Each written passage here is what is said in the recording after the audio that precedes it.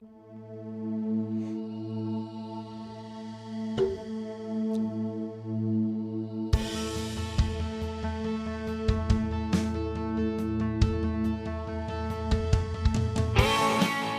to the Westminster Effects Doxology Podcast, where we explore popular practices, songs, and ideas in the modern church world in the light of Sola Scriptura and Tota Scriptura. I'm Cody Fields, president of Westminster Effects. Go buy stuff for your guitar at westminstereffects.com and join the group, join the discussion in the Westminster Effects Doxology Podcast Lounge on Facebook. There's over 300 of us in there, and it's a good time. And make sure you subscribe on Spotify or Apple Podcasts or YouTube and, follow us, blah, blah, blah, blah, blah. Give us a review, 5 stars. We're not joined by Luther and John, but I am joined in person by... Hey everybody, Bradley Cox, pastor at Resurrection Church in Greer, South Carolina. So, we've had an interesting discussion going on the last, couple weeks in our church. We are in the middle of a series teaching through the minor prophet Habakkuk, which is not tremendously popular to do for one. But we also kind of hit the fact that the ESV in chapter 2, verse 1 flubs that translation of Habakkuk 2:1. And so you and the elders got to thinking, well, maybe it's time for a change. And you've already been studying in ASB and then teaching out of the ESV recently. Yeah. And so this is, you listeners, you're basically seeing how the sausage gets made a little bit.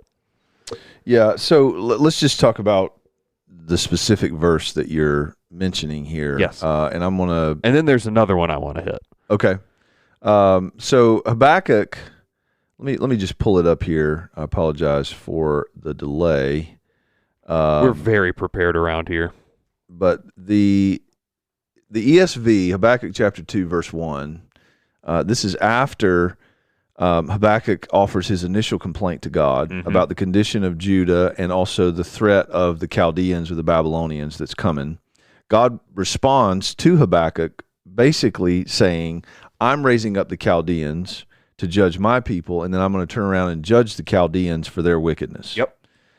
And Habakkuk then responds again with what could be perceived as another complaint, but we could talk about that if you want. But he rehearses the paradox. Right. The paradox that he feels, I think, is captured at the end of chapter 1 where he says, God, I know you are of pure eyes, cannot look upon wickedness with favor. And then he turns right around next verse or next phrase and says, why do you look with favor upon those who deal treacherously? It's almost like Habakkuk feels like, it from his perspective, it seems like God is acting out of character. Right. But then you come to chapter 2, verse 1, and this is how he wraps up his second complaint, if you want to call it that. The ESV renders it this way. I will take my stand at the watchpost and station myself on the tower and look out to see what he will say to me and what I will answer concerning my complaint. Which seems to indicate, just at a surface reading of that Habakkuk has finished his second complaint and he's anticipating a third. Yep. In other words, I'm not going to be happy with God's answer. He's not going to explain himself in such a way that jives with my sensibilities. So I'm probably going to complain again. That's the way it sounds to me. Here's how the NASB reads on chapter 2, verse 1.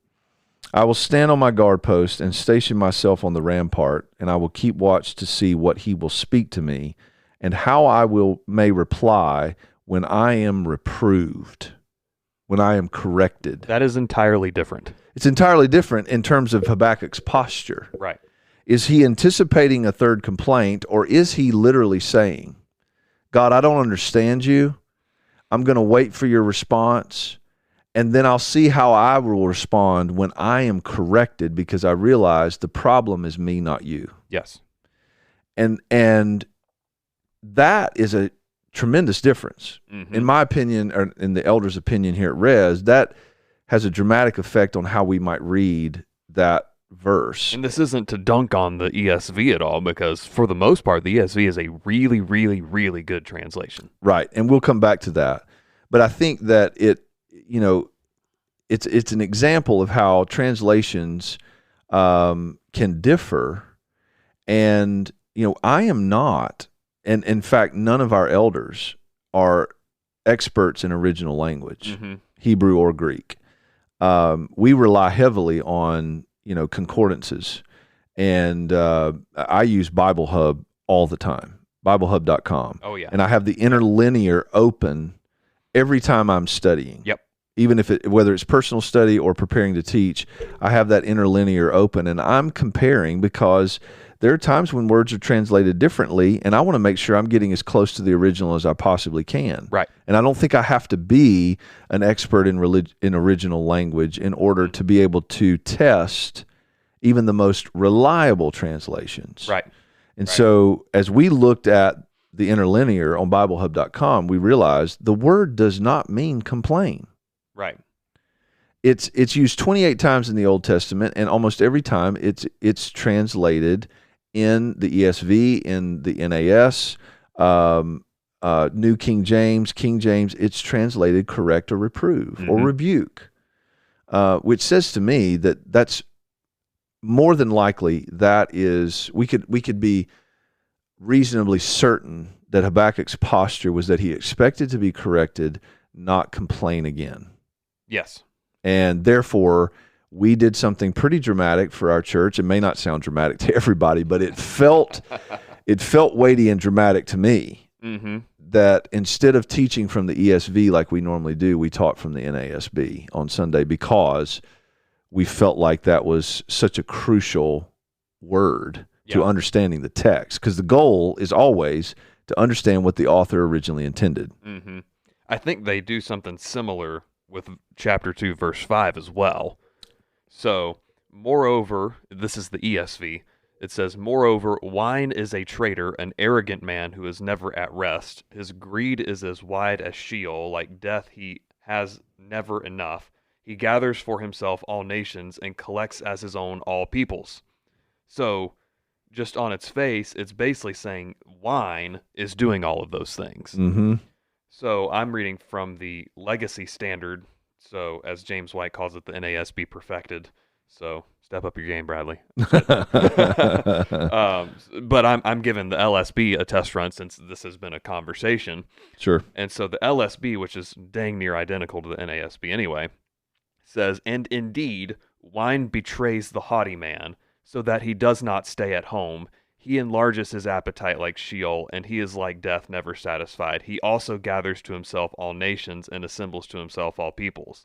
So it's the haughty man doing those things under the influence of wine, or too much wine, rather, right? Because it's out of his pride that he overindulges.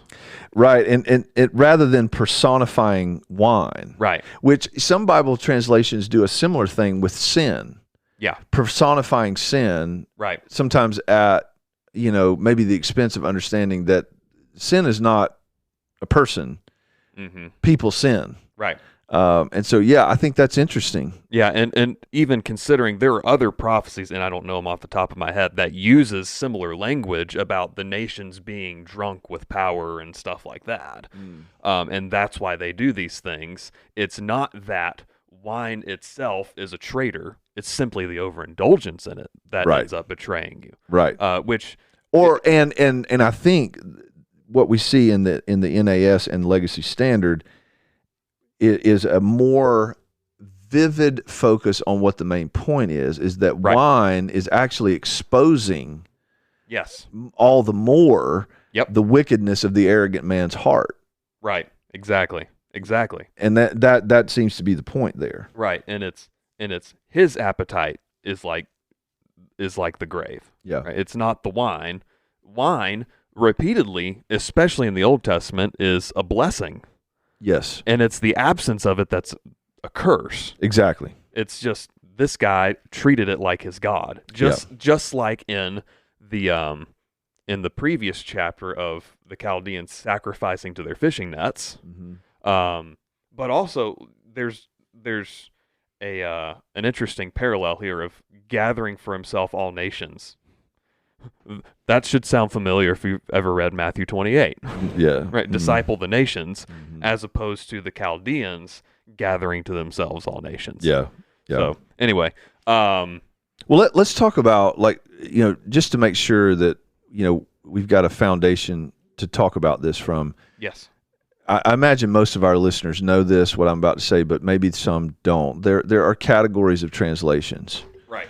The category of translation that we use, and I think most churches, at least, that opt for expository teaching as opposed to topical teaching, use what's called formal equivalence translations. Working man's definition would be word-for-word translations. Right.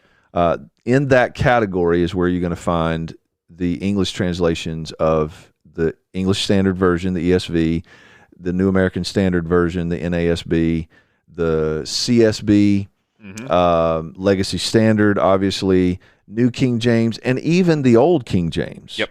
Is a formal equivalence or word-for-word translation. The main shortcoming, the King James is a fantastic translation. It really is. For what they had to work with. Yes. Because they had 6 manuscripts, and now we have 5,000.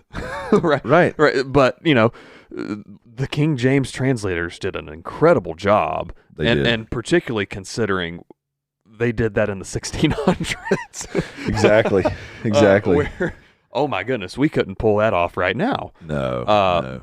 The two of us sitting here, I mean. Right. But yeah, they did a great job. It's just they expected that as scholarship improved, their work would be improved on. Which just demolishes King James onlyism anyway. Yeah.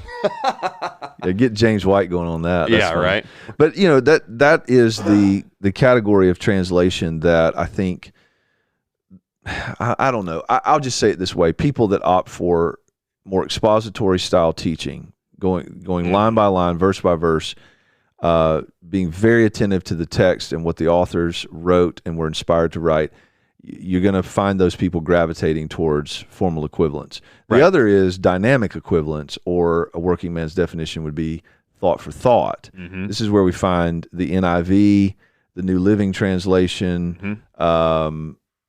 What are some others? I can't even think. Well, some people would say the Message, but that's not really even That's in a category all by itself. You could say the Amplified Bible, if you want to go. The Amplified is also kind of in a category by itself, because fair.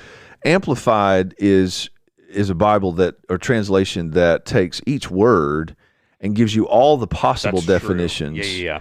And that, that just opens up a can of worms. It does, and I don't think it's helpful. Right. Because words don't always mean the same thing in every context. If I say trunk, well, that could mean anything from the long gray thing on the front of an elephant's nose to where you put your groceries when you finish shopping at the grocery store to drive home. Right. And as well as a storage bin in your home that you refer to as a trunk. I mean, words don't always mean the exact same thing in every context, and the Amplified giving you every possible definition, I think, is more confusing than helpful. Yes, generally absolutely. speaking. Yeah. And the Message is, let's call it what it is. It's not a Bible translation. Right. It's a commentary. Right.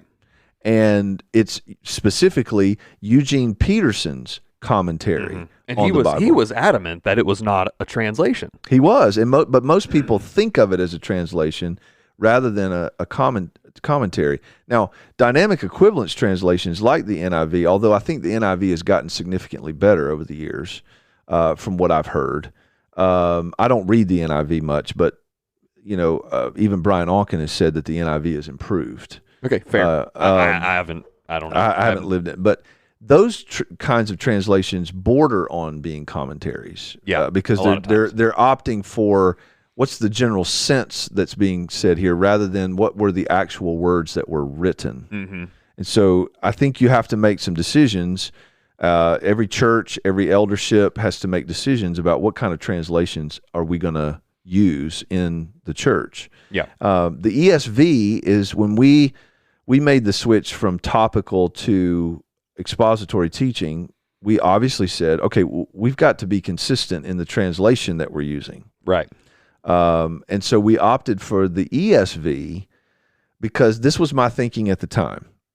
It seemed to be the most readable of the formal equivalence translations. Yep. And so that's why we went with it. And honestly, most people think that. Most people think that. And I think that, like you said, the ESV is a solid translation. Any translation really in the formal equivalence category is something that you can be, confident in, right. I think. Right. It's just over time, I keep running into little things with the ESV that I don't like. Or they tried, it's like they tried to massage it just a little too much. Just a little too much. And so I don't know. A switch in our church feels like a really big decision to me for a couple of reasons. One is, over the years, as our church has grown and people have, become more and more attentive to the text we're studying and reading the text, people have bought ESV Bibles. Right. And they I don't know if everybody feels this way, but I think a lot of people do, is you're pretty attached to your Bible. Like, I know where things are. Right. In my specific Bible. That's literally my only hang up right now. Yeah. That and figuring out if I want to go NASB 95 or LSB. Yeah. But between those, like, I know where things are. My main Bible is a Reformation study Bible. I'm not one to write in my Bible. I don't want to know what stupid thing I thought 4 years ago.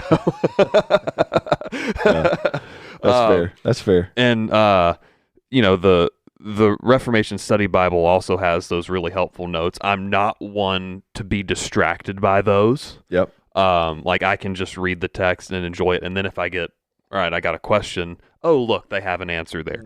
But I can get an electronic version of that for $25 and have it on my phone or on my iPad and just pop the thing up whenever I want. There you go. So that, now it's the trade-offs between the LSB. I really like the fact that they translate what is normally translated as all caps Lord in the Old Testament as Yahweh.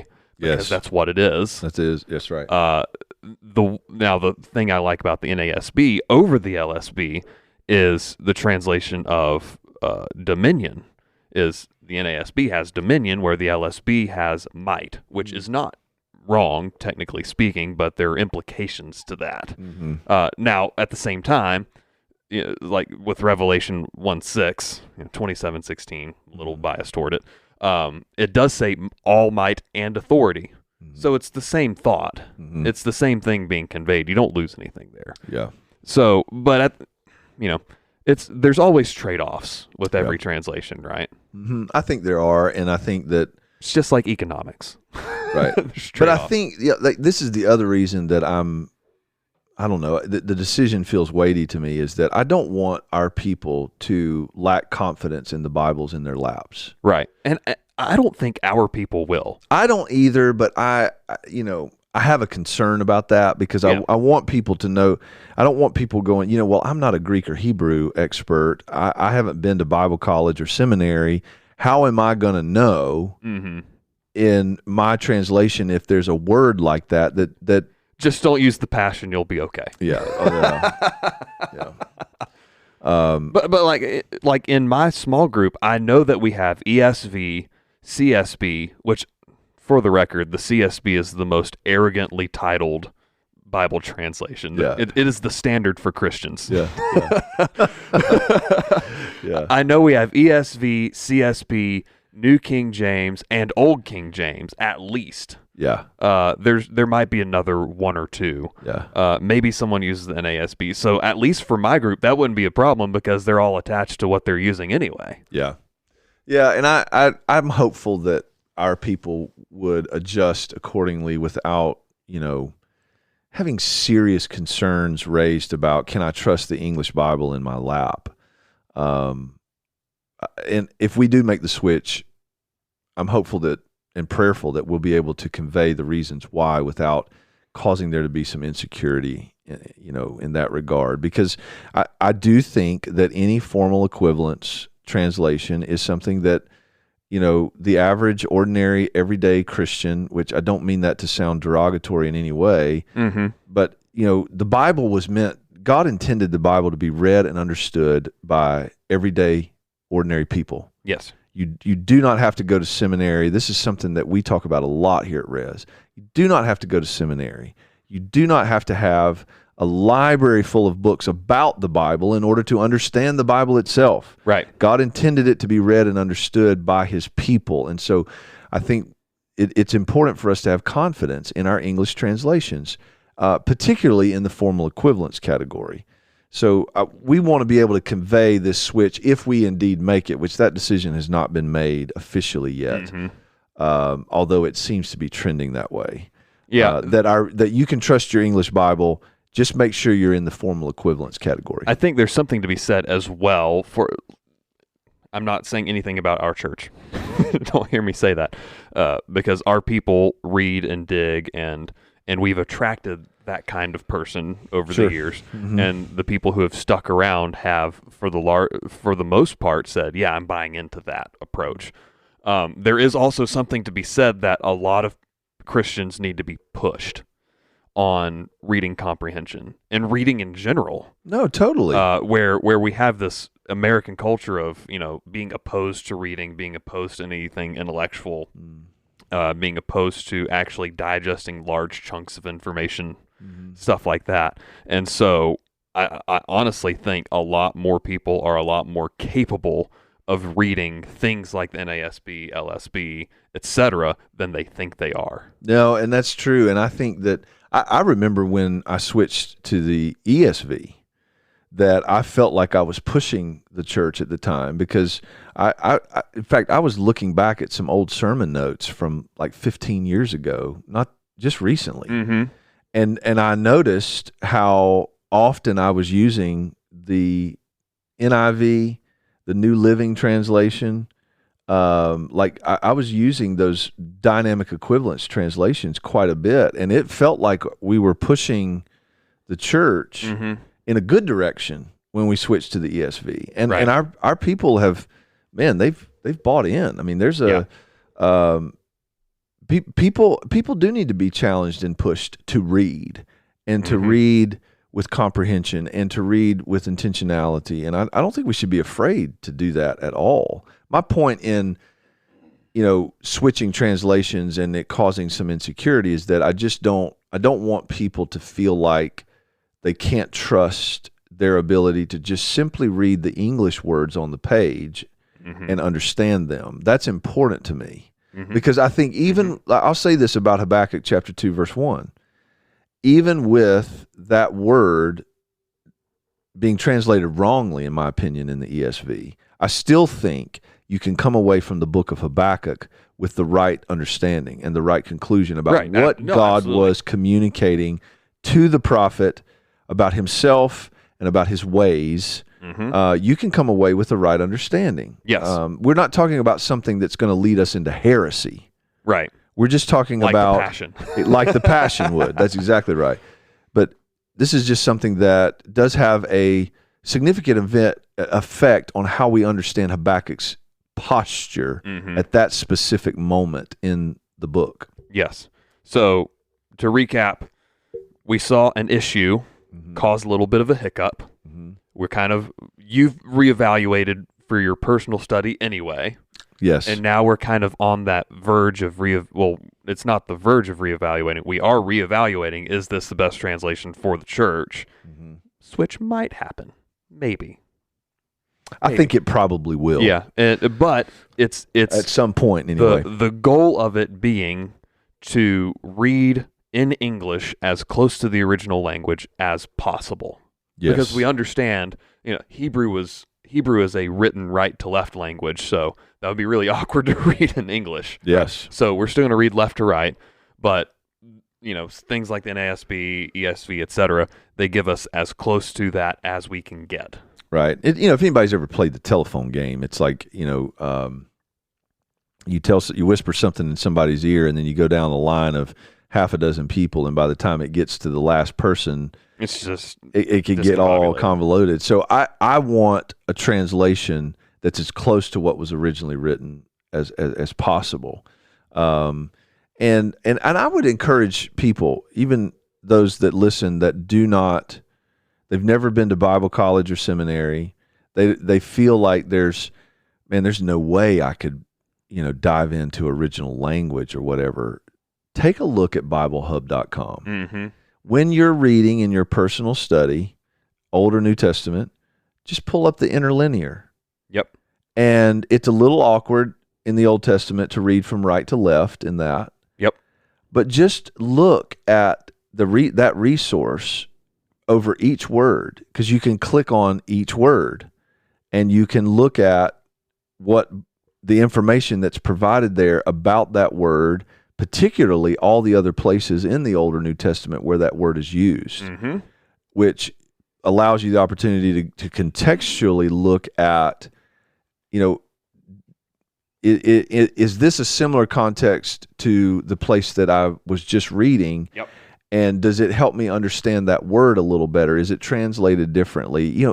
Really anybody that can read can do that. I even use Bible Hub on the fly in our small group discussions. Oh, I do that all the time. Like if we have a question on, well, what does that word mean? Well, just pull it up. Here you go.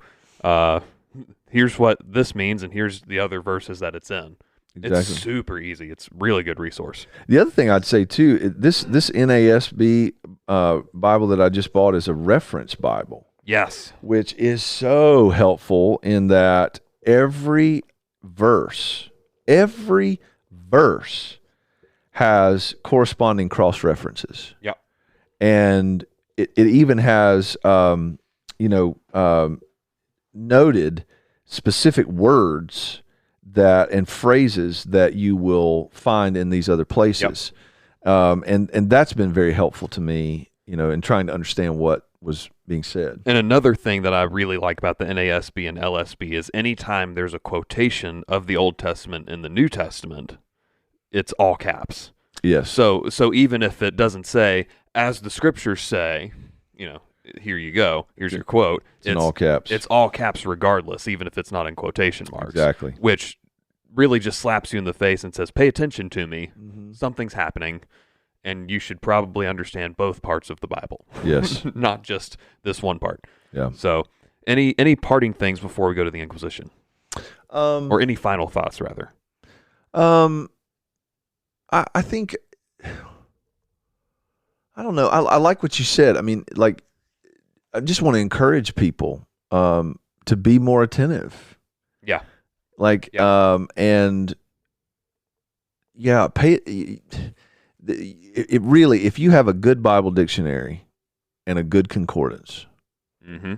alongside your formal equivalence translation, you are more than adequately equipped to read and understand the scripture.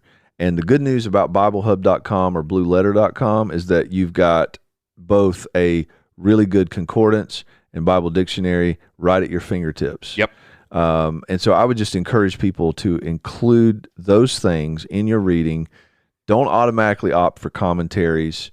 They can be helpful. Mm-hmm. Like you said, the study notes in the Reformation Study Bible are helpful. Yep. But but sometimes they miss it. Yep. Yep. If you're in a dynamic equivalent translation, consider switching to a formal equivalence, mm-hmm. and then bring along BlueLetterBible.com or BibleHub.com and mm-hmm. enjoy the ride. It's a lot of fun. And Bible Hub has an app for the iPhone. So does it really? Yeah, right here. So I mean, right there, and then interlinear's right there on the bottom right.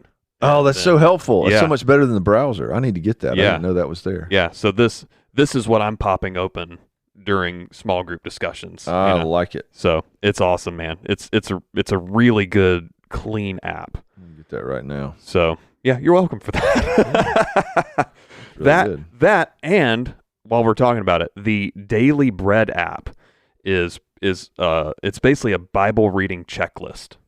So you can go to this one just popped up, Jeremiah, and as you read a chapter, you can check it off. You can check all of them if you read it all in one go. You can uncheck it all or whatever. So if you don't want to use like the Bible app and click into a separate app and then wade through its minutia to get to your reading plan, if you're just on a set number of chapters or whatever, right, you can just use that. So that's awesome. Yeah. So the Daily Bread app, Bible Hub app. Yeah, go enjoy those. That's great. Inquisition? Yes.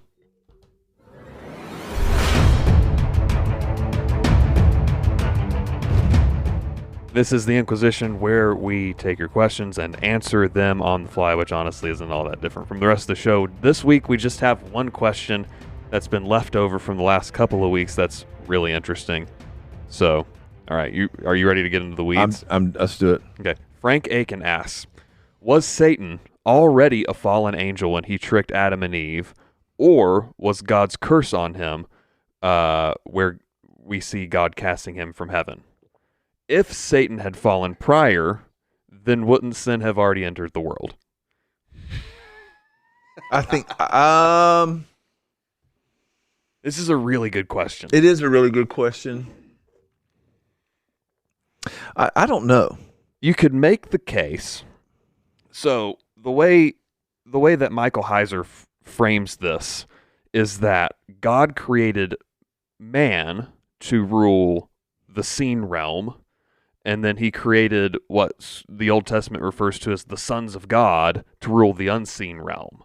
And Satan and his buddies would have been among those who were created to rule the unseen realm, and for one reason or another didn't like what God was up to and rebelled. Mm-hmm. Right. So whether he's an angel or a son of God, however you treat that language, whatever. And it could be that Jesus saying that he saw him fall from heaven could be more metaphorical language. It's not literally being cast down from the sky onto earth. It would be he fell from heaven as in he fell from his position of this unseen realm in some amount of authority. I actually don't think that's what Jesus was talking fair. about. That's fair. I'm just postulating at the moment. Yeah. I don't have any reason to disagree with what you said about up until that one part.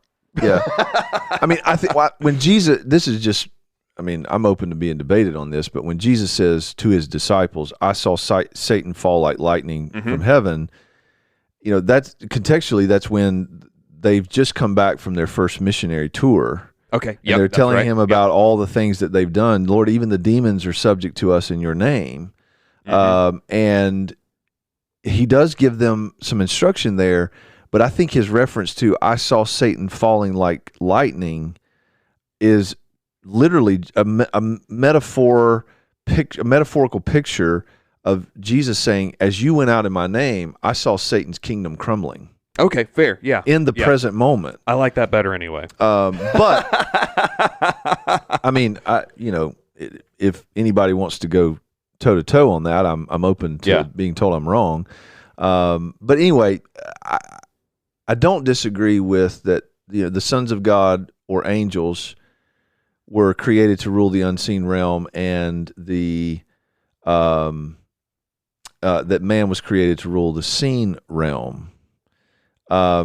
When did Satan fall? I struggle to imagine that his fall did not happen before the temptation in the garden. Mm-hmm. I struggled with that because is that act his fall? Right. How did he rebel? I've never thought of it that way. Right. That's a great question. And I'm gonna probably, hold back from making any confident assertions about things that I don't know. Yeah. I think this is one of those things that I've mentioned before. Heiser handles a lot of things really well, and then he comes way out of left field on others. And I think this is one of the ones where he handles it pretty dang well. It wasn't, more than likely, it was not a literal snake coming up to Adam and Eve. Right. It was probably one of these sons of God that Adam and Eve were used to seeing. And then he says, did God really say that? Are you sure? Which is why they didn't freak out. The reason they call him the serpent is more than likely a polemic against ancient Near Eastern cults that worshipped serpents. And so when God says, he curses Satan and says, you're going to crawl on your belly, it's not God taking away snakes' legs, like some have said about Genesis. It was, this is going to be your position from now on, that's how low you are. Yeah, I don't know. That's intriguing. Yeah.